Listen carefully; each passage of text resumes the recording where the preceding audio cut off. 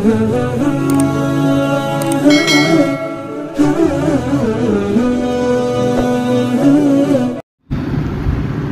اللہ الرحمن الرحیم نحمده ونصلی علی رسوله الکریم اما بعد اللہ کا فضل و کرم اور اس کا انعام و احسان ہے کہ اس نے ہمیں ایسے جلیل القدر اور عظیم المرتبت والدین عطا فرمائے جنہوں نے ہماری تربیت و نگرانی زیور علم سے آراستہ کرنے اور اسلامی آداب سے مالا مال کرانے میں کوئی کسر نہیں چھوڑی۔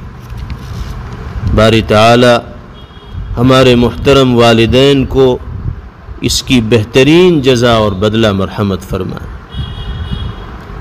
حضرت والد صاحب نور اللہ مرقدہ نظام الہی کے مطابق اس دنیا دنی کو چھوڑ کر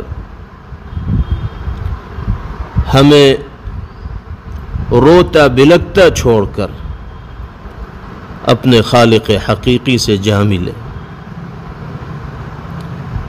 اللہ پاک ان کی قبر کو نور سے منور فرمائے، درجات کو بلند سے بلند تر فرمائے، ہر طرح کی اخروی سعادتوں سے ان کو سرفراز فرمائے۔ لیکن الحمدللہ والدہ محترمہ بقید حیات ہیں، اب وہی ہماری ماں ہیں اور وہی باپ ہیں۔ باری تعالی صحت و سلامتی کے ساتھ ان کے سایہ عاطفت کو ہمارے سروں پر دراز فرمائیں اور ان کی دعاؤں سے دیر تک ہم سب کو مستفید ہونے کی توفیق مرحمت فرمائیں۔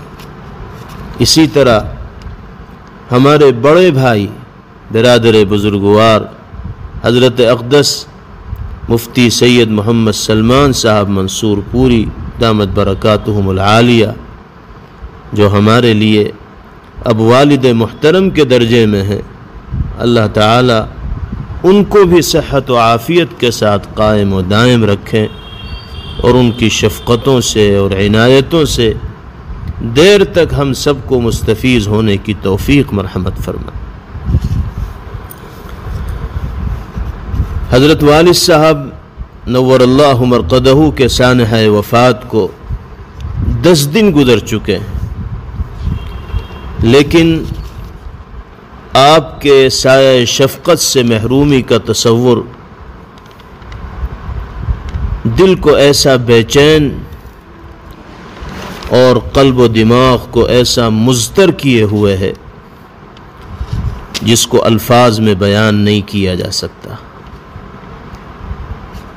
ذہن پر ایسا بوجھ ہے جس کی تعبیر کے لیے الفاظ ساتھ نہیں دیتے۔ سچائی یہ ہے کہ زندگی میں ہم نے حضرت والد ماجد نور اللہ مرقدہ کی وہ قدر اور خدمت نہیں کی جس کے وہ مستحق تھے۔ آج رہ رہ کر ان کی شفقتوں کا، عنایتوں کا، اصلاح کا ایک ایک باب اس طرح یاد آ رہا ہے جو آنکھوں سے بہنے والے اشکوں کو تھمنے نہیں دے رہا۔ قدم قدم پر ان کی یاد ستاتی ہے،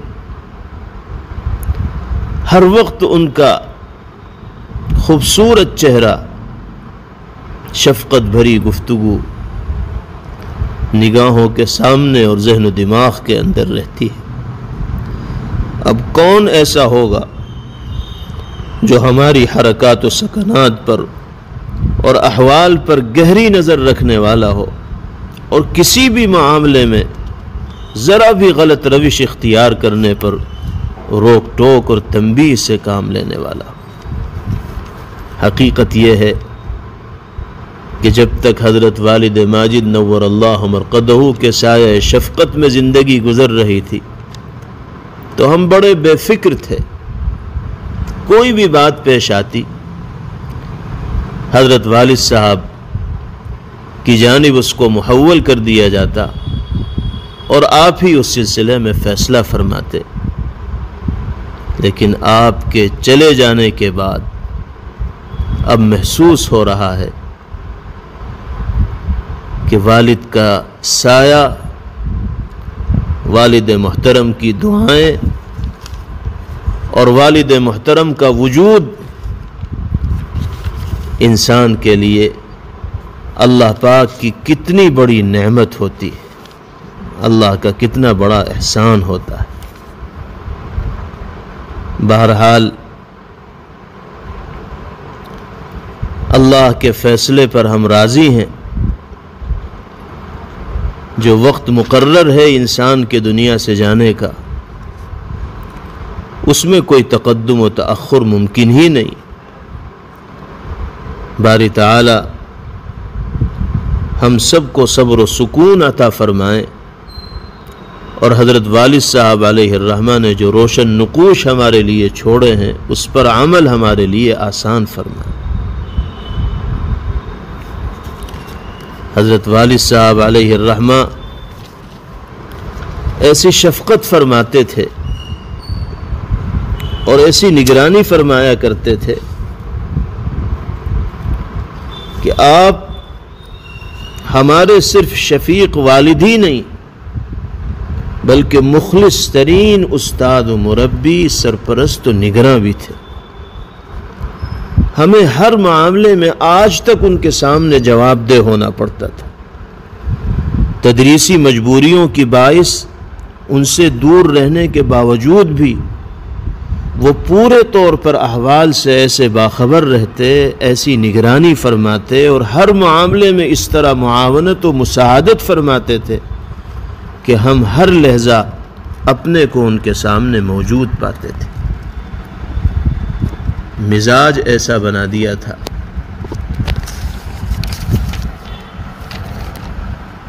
کہ کوئی کام حضرت والد صاحب علیہ الرحمہ کی مرضی اور منشا کے خلاف کرنے کی جرأت و ہمت ہی نہیں ہوتی تھی۔ کسی لمبے سفر پر جانا ہو یا کوئی اور معاملہ پیش ہو، جب تک والد صاحب کی طرف سے اجازت نہ ہوتی مجال نہیں تھی کہ ہم ایک قدم آگے بڑھا لیتے۔ اللہ تعالیٰ نے حضرت والد صاحب نور اللہ مرقدہ کو تعلیمی، تدریسی، انتظامی، ملی اور سماجی خدمات کے حوالے سے جن خوبیوں سے، کمالات سے، صفات سے اور صلاحیتوں سے مزین و آراستہ فرمایا تھا، اس سے تو دنیا واقف ہے اور معترف بھی ہے۔ لوگ اپنے مضامین میں اور تعزیتی تحریروں میں ان تمام چیزوں کا ذکر کر رہے ہیں۔ ہمیں بھی اس مختصر سی گفتگو میں اس تفصیل میں نہیں جانا ہے۔ ہمیں تو اس موقع پر حضرت والد صاحب علیہ الرحمہ کی زندگی کی بعض ان نمایاں صفات کو ذکر کرنا ہے جو بہت ممتاز طریقے سے آپ کی زندگی کے اندر مشاہدے میں آتی تھی۔ نمبر 1، رجال سازی، افراد سازی اور اپنے ماتحتوں کی تربیت کے حوالے سے اللہ نے جو صلاحیت اور کمال آپ کو عطا فرمایا تھا وہ بہت کمی کے ساتھ لوگوں میں دیکھنے کو ملتا ہے۔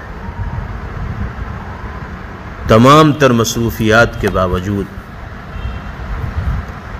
آپ اپنے ماتحتوں کی ایسی نگرانی فرمایا کرتے تھے، ان کی ایسی تربیت فرمایا کرتے تھے کہ کسی غلط راستے پر چلنے کی گنجائش آپ کے ماتحت زندگی گزارنے والے افراد میں سے کسی کے لیے ہوتی ہی نہیں تھی۔ ہم نے باضابطہ اگرچہ سال ہفتم میں مشکاۃ شریف جزء ثالث آپ سے پڑھی ہے، اس سے پہلے کوئی کتاب حضرت والد صاحب علیہ الرحمہ سے پڑھنے کا موقع نہیں ملا، لیکن حفظ کلام اللہ سے لے کر درجات عربیہ کی تعلیم تک حضرت والد صاحب علیہ الرحمہ ہمہ وقت ہمارے سلسلے میں فکر مند رہتے تھے۔ ہمارے جو قرآن کریم کے استاد محترم ہیں حضرت قاری محمد احسان صاحب دامت برکاتہم، ان کو حضرت والد صاحب کی طرف سے اس بات کا پابند بنایا گیا تھا کہ آپ ایک رجسٹر تیار کریں اور اس پر روزانہ کی کیفیت درج کیا کریں۔ چنانچہ جتنے بچے قاری صاحب کے پاس خاندان کے پڑھتے تھے، ان میں ہر بچے کی کیفیت اور احوال روزانہ قاری صاحب تحریر فرمایا کرتے تھے۔ ہمارے بارے میں بھی لکھتے تھے کہ کہاں سے کہاں تک سبق ہوا، سبقاً پارہ کتنا ہوا، آموختہ کتنا ہوا، اور پھر حضرت والد صاحب نور اللہ مرقدہ اس رجسٹر کو 2 دن میں 3 دن میں جب موقع ملتا تھا منگایا کرتے تھے، چیک کیا کرتے تھے، اس میں کوئی خامی اور کمی دیکھتے تھے تو تنبیہ فرماتے تھے۔ کام صحیح ہوتا رہتا تھا تو دعائیں دیتے تھے، خوشی کا اظہار فرمایا کرتے تھے۔ اسی طریقے سے جب درجات عربیہ میں تعلیم کا سلسلہ شروع ہوا تو آپ کی طرف سے تاکید تھی کہ وقت پر مدرسے جانا، پابندی سے اسباق میں شریک ہونا اور امتحانات میں اعلیٰ نمبرات سے کامیابی حاصل کرنا وہ چیزیں ہیں جن کو تمہیں اپنی ترجیحات کے اندر شامل کرنا ہے۔ تمہیں کھانے کے لیے اچھی سے اچھی چیزیں میسر ہوں گی، رہنے کے لیے سہولیات دی جائیں گی، اور بھی تمہاری جائز خواہشات کو پورا کیا جائے گا، لیکن ان 3 چیزوں کے اندر کوئی کمی نہ رہنی چاہیے۔ دلچسپی کے ساتھ اسباق میں شرکت کرو، سبق یاد کرو، اور امتحانات میں بہتر سے بہتر نمبر لانے کی کوشش کرو۔ زمانے طالب علمی میں جس بات پر سب سے زیادہ ناگواری حضرت والد صاحب نور اللہ مرقدہ کو ہوا کرتی تھی وہ دوستی گانٹھنا تھا، دوست بنانا تھا۔ آپ اس بات کو برداشت نہیں کرتے تھے کہ طالب علمی کے زمانے میں ہماری کسی کے ساتھ دوستی ہو۔ آپ کی طرف سے یہ ہدایت تھی کہ وقت پر درسگاہ جاؤ اور تعلیمی مصروفیات سے فارغ ہو کر، اسباق سے فارغ ہو کر سیدھے گھر واپس آؤ۔ نہ کسی ساتھی کے کمرے پر جانا ہے، نہ دوستوں کے ساتھ مل جل کر بیٹھنا ہے، نہ کسی سے گپ شپ کرنی ہے، بس پڑھنے پڑھانے کی باتیں ہوں اور خالی وقت گھر کے اندر گزرے۔ تکرار و مراجعہ اسباق کے لیے پھر مخصوص ساتھیوں کے درمیان جانے کی اجازت تھی۔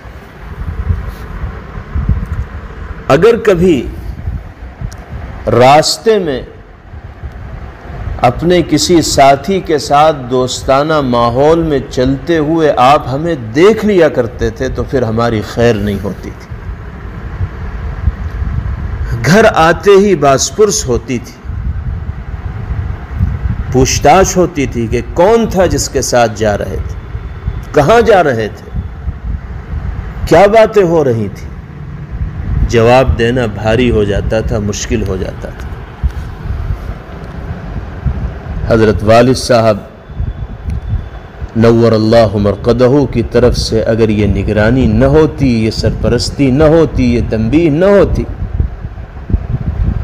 تو ہم جیسے لاؤبالی پن کے شکار لوگ نہ جانے کس راستے پر چل جاتے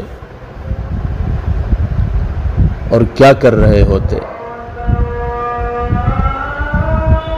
اللہ رب العزت والجلال والد صاحب کی قبر کو نور سے منور فرمائے، ان کے درجات کو بلند فرمائے۔ آج قدم قدم پر ان کی یہ شفقتیں اور عنایتیں یاد آتی۔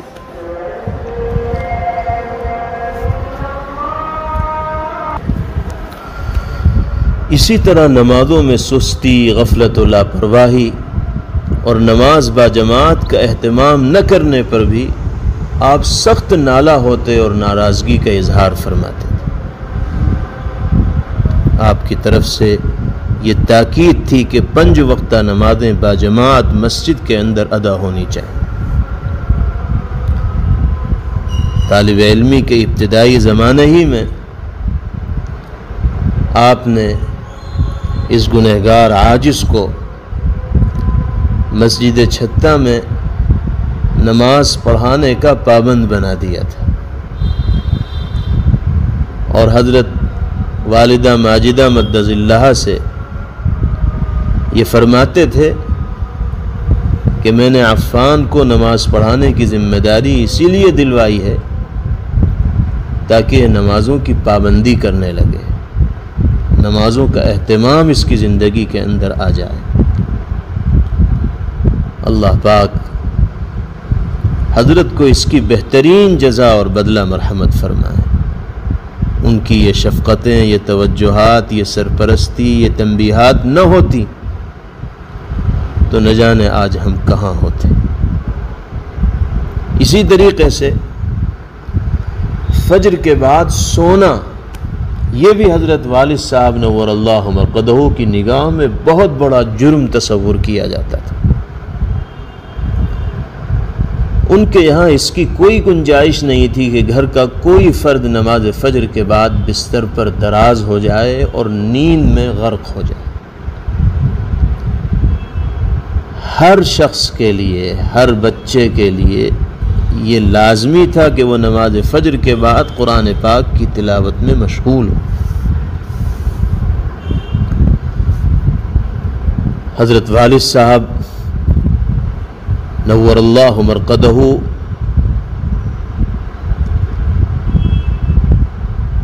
فجر کی نماز کے فوراً بعد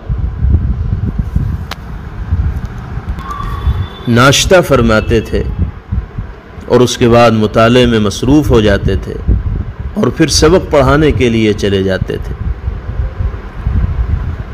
گھر میں رہنے والوں کے لیے یہ ضروری تھا کہ وہ نماز فجر کے بعد تلاوت کلام اللہ میں مشغول ہو، اور یہ حقیقت ہے کہ آدمی کسی دوسرے کو کسی اچھائی کا پابند اسی وقت بنا سکتا ہے جب خود اس کے اندر وہ صفت، وہ خوبی اور وہ اچھائی پائی جاتی۔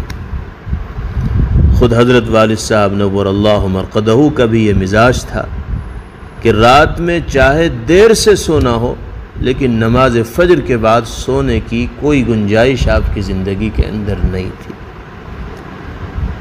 آپ عشاء کی نماز سے فارغ ہو کر کھانا تناول فرماتے اور اس کے فوراً بعد سو جاتے، اور پھر پوری رات مسلسل سونے کا معمول بھی عام طور پر آپ کا نہیں تھا۔ اکثر و بیشتر کمرے کی لائٹ بھی جلی رہتی، 2 گھنٹہ، 2.5 گھنٹہ، 3 گھنٹہ سوئے اور اس کے بعد اٹھ گئے، پھر تلاوت میں، مطالعے میں، ذکر و اذکار میں مشغول ہوئے، اس کے بعد پھر جی چاہا تو آرام فرما لیا، سو گئے۔ پھر رات کے آخری پہر میں اٹھنا تو آپ کی عادت مبارکہ تھی۔ نماز تہجد کی پابندی آپ کی زندگی میں بالکل اسی طرح پائی جاتی تھی جس طرح 5 وقتہ فرائض کی پابندی کا آپ اہتمام فرماتے تھے، اسی طرح تہجد کی پابندی کا بھی اہتمام۔ ہم نے جب سے شعور کی آنکھیں کھولی اپنے محترم والدین کو نماز تہجد کی پابندی کرتا ہوا پایا۔ حضرت والد صاحب علیہ الرحمہ فجر کی نماز سے پہلے معمول کے مطابق خود چائے بناتے تھے اور نوش فرماتے تھے، اور نماز فجر کے بعد مختصر ناشتہ کیا کرتے تھے۔ تو فجر کے بعد کی تلاوت کا معمول حضرت والد صاحب علیہ الرحمہ کی عادت مبارکہ میں شامل تھا، اور اپنے ماتحتوں کو بھی آپ اس کا پابند بنایا کرتے تھے۔ اس کا فائدہ یہ ہوتا تھا کہ قرآن کریم کا دور ہو جاتا تھا، قرآن پاک یاد رہتا تھا، اسباق کو یاد کرنا آسان ہوتا تھا۔ اللہ تعالیٰ اس معمول کو برقرار رکھنے کی اور اس پر عمل کرنے کی مرتے دم تک ہم سب کو توفیق نصیب فرمائے۔ اسی طریقے سے آپ کی زندگی کا ایک نمایاں وصف صلہ رحمی، اعزاء اور اقرباء اور رشتہ داروں کے ساتھ حسن سلوک اور بہترین برتاؤ کی۔ ہمارا ددیالی خاندان جو منصور پور، خان جہاں پور، حسین آباد، رتھیڑی اور دیگر جگہوں میں آباد ہے، وہاں کوئی بھی تقریب حضرت والد صاحب نور اللہ مرقدہ کی شرکت کے بغیر ادھوری رہا کرتی تھی۔ کوئی بیمار ہوتا تو مزاج پرسی کے لیے تشریف لے جاتے، کوئی دنیا سے رخصت ہوتا تو نماز جنازہ کے لیے آپ تشریف لے جاتے، تعزیت کے لیے تشریف لے جاتے، شادی ہوتی تو نکاح کے لیے آپ تشریف لے جاتے۔ آپ کی اس صلہ رحمی کی وجہ سے خاندان کے چھوٹے بڑے افراد کے دل کی گہرائیوں میں آپ نے جو مقام پایا تھا، آسانی کے ساتھ وہ کسی دوسرے کو میسر نہیں ہو سکتا۔ آپ اپنی مصروفیات میں سے وقت فارغ فرماتے اور اعزاء اور اقرباء اور رشتہ داروں کے لیے وقت نکالا کرتے۔ ہر طرح کے معاملات میں آپ کو فیصل بنایا جاتا اور آپ کی بات کو اوپر رکھا جاتا، آپ کے مشوروں کو قبول کیا جاتا اور آپ کی رہنمائی کے مطابق لوگ اپنی زندگی کا لائحہ عمل متعین کرتے۔ اسی طریقے سے دلداری، وزاداری اور کسی دوسرے کو تکلیف نہ پہنچانے کا جذبہ، یہ وہ صفت ہے جو کوٹ کوٹ کر حضرت والد صاحب نور اللہ مرقدہ کے اندر بھری ہوئی دکھائی دیتی۔ ایک مرتبہ کسی سفر سے واپسی پر منصور پور تشریف لے گئے، رات کافی گزر چکی تھی، 2:30-3 بج رہے تھے۔ آپ گاڑی ہی میں تشریف فرما رہے، وہ گھر جہاں آپ کے بھتیجے اور دیگر اہل خانہ موجود تھے، اندر تشریف نہیں لے گئے۔ ڈرائیور صاحب نے کہا بھی کہ حضرت میں فون کر دیتا ہوں، ابھی کافی وقت ہے، آپ گھر تشریف لے جائیے، آرام فرما لیجیے۔ فرمایا کہ نہیں، یہ بے وقت ہے، اس وقت اٹھائیں گے تو نیند میں خلل پیدا ہوگا، اس لیے ابھی گاڑی ہی میں بیٹھتے ہیں۔ چنانچہ گاڑی میں بیٹھے رہے، کتابوں کا مطالعہ کرتے رہے۔ جب فجر کا وقت ہوا اور یہ محسوس ہوا کہ اب لوگ اٹھ گئے ہوں گے، تب حضرت والا گھر تشریف لے گئے، ضروریات سے فارغ ہوئے اور پھر مسجد نماز فجر کی ادائیگی کے لیے تشریف لائے۔ ذرا تصور کیجئے، اپنے گھر میں جانے کے لیے آدمی اس طرح کے جذبات کا اظہار کرے اور یہ احساس اس کے دل کے اندر ہو کہ میرے عمل سے کسی کو تکلیف نہ پہنچے، یہ کس درجہ کمال کی چیز ہے۔ وزاداری اور دلداری کا تو یہ عالم تھا کہ معمولی معمولی لوگ بھی محبت کے ساتھ آپ کو مدعو فرمایا کرتے تو ان کے گھر تشریف لے جاتے، وقت دیتے، خوش طبعی اور کشادہ قلبی کے ساتھ ان سے گفتگو فرماتے، حد درجہ اپنائیت کا ان کے ساتھ مظاہرہ فرماتے۔ کسی جگہ کسی پروگرام میں تشریف لے گئے، اصل پروگرام ایک ہے لیکن ضمنی طور پر 10 جگہ آپ تشریف لے جا رہے ہیں، صرف لوگوں کی خاطرداری کے لیے، دل رکھنے کے لیے۔ یہ وہ صفت ہے جو جناب رسول اللہ صلی اللہ تعالی علیہ وسلم کی ذات پاک سے عشق و محبت کے نتیجے میں آپ کی زندگی کے اندر دکھائی دیتی۔ تمام تر لیاقت و صلاحیت، کمالات اور خوبیوں کے باوجود تواضع، انکساری اور سادہ مزاجی اس درجہ آپ کی زندگی کے اندر پائی جاتی تھی جو عام طور پر دیکھنے کو نہیں ملتی۔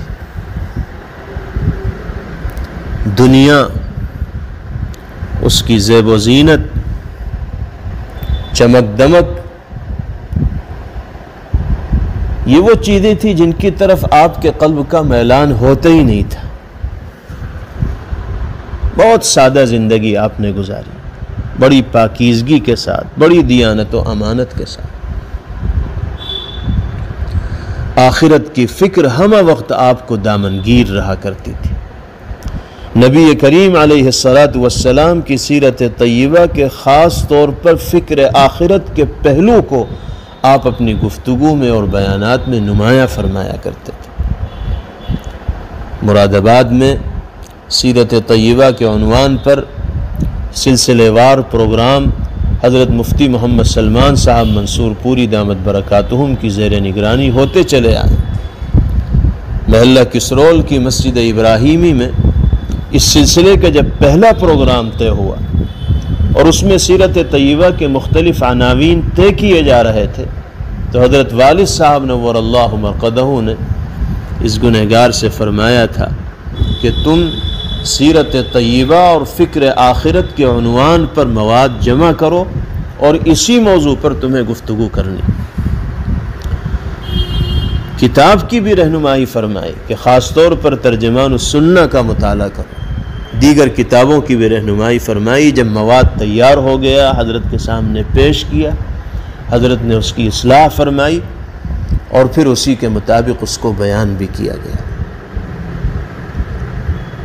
تو فکر آخرت کا جو پہلو نبی پاک علیہ السلام کی سیرت سے نمایاں ہوتا تھا، حضرت والد صاحب نور اللہ مرقدہ نے اس کا عکس اپنی زندگی کے اندر اتار لیا تھا۔ اور جب آپ کے احوال کا، آپ کی کیفیات کا، آپ کے انہماک کا اور آپ کی مصروفیات کا مطالعہ کیا جاتا ہے اور اس پر نگاہ ڈالی جاتی ہے، تو اندازہ ہوتا ہے کہ آپ اپنے آپ کو پیغمبر علیہ السلام کی سیرت و سنت کے رنگ میں پورے طور پر رنگنے کے لیے کوشاں اور فکر مند رہا کرتے تھے۔ تحفظ ختم نبوت کے حوالے سے آپ کی جو خدمات ہیں اور اس موضوع سے آپ کی جو دلچسپی ہے، اس موضوع پر جس شرح صدر کے ساتھ آپ کی گفتگو ہے اور جو لگاؤ ہے، جو جذباتی تعلق ہے آپ کو اس موضوع سے، وہ بھی در حقیقت نبی کریم علیہ السلام سے عشق و عقیدت و محبت کا مظہر ہے۔ باری تعالی ہمیں بھی اس محبت کا کچھ حصہ نصیب فرمائے، اور جو روشن نقوش حضرت والد صاحب نور اللہ مرقدہ نے ہمارے لیے چھوڑے ہیں، اللہ پاک ہم سب کے لیے اس پر عمل آسان فرمائے۔ کہنے کو تو بہت سی چیزیں ہیں اور آپ کی زندگی کے مختلف پہلو ہیں جن پر تفصیل سے روشنی ڈالی جا سکتی ہے، لیکن اس وقت موقع نہیں۔ ایک آخری بات عرض کر کے میں اپنی بات مکمل کرتا ہوں۔ اللہ تعالیٰ نے آپ کو جو نمایاں صفات عطا فرمائی تھی، ان میں ایک اہم صفت اخفاء حال بھی۔ آپ اپنے آپ کو بالکل مخفی اور پوشیدہ رکھنے کے عادی تھے۔ حضرت والد صاحب نور اللہ مرقدہ اعلیٰ درجے کے متقی، اللہ کے ولی، شب زندہ دار اور صاحب نسبت بزرگ تھے، لیکن اس کے باوجود اپنے آپ کو ہمیشہ آپ نے مخفی اور پوشیدہ رکھنے کی کوشش کی۔ بار بار کے اصرار کے باوجود جو لوگ آپ سے بیعت کی درخواست کیا کرتے تھے، ان کو بیعت نہیں فرماتے تھے، بلکہ دیگر اکابر و بزرگان دین کی جانب ان کی رہنمائی فرما دیا کرتے تھے۔ ہاں، دور دراز کے دیہات میں جانا ہوتا اور وہاں لوگ اصرار کرتے تو آپ بیعت بھی فرما لیا کرتے تھے، لیکن عامتاً ایسا ہوتا کہ لوگ بیعت کی درخواست آپ سے کرتے تو آپ دوسروں کی جانب ان کی رہنمائی فرمایا کرتے تھے۔ یہ بھی ایک ایسی چیز تھی جو عمومی طور پر دیکھنے میں نہیں ملتی. اللہ تعالی جس کی دل کی دنیا کو آباد فرماتے ہیں اور جس کو اپنا خاص قرب اور تعلق نصیب فرماتے ہیں اور جو اپنے آپ کو مٹانے کا جذبہ اللہ کی رضا کے لیے رکھتا ہے، اسی کے اندر اس طرح کی صفات نمایاں طور پر دیکھنے کو ملتی. اللہ رب العزت والجلال ہمیں بھی ان صفات کو اپنانے کی اور ان سے سبق لینے کی توفیق نصیب فرمائے. اور حضرت والد صاحب نور اللہ مرقدہ کی باری تعالی مغفرت فرمائیں، ان کی قبر کو نور سے منور فرمائیں، ان کے درجات کو بلند سے بلند تر فرمائیں. اور ہمارے جو اکابر مشائخ بزرگان دین خاندان کے بڑے بقید حیات ہیں، اللہ صحت و عافیت کے ساتھ ان کے سائے کو دراز فرمائیں. وآخر دعوانا ان الحمد للہ رب العالمین.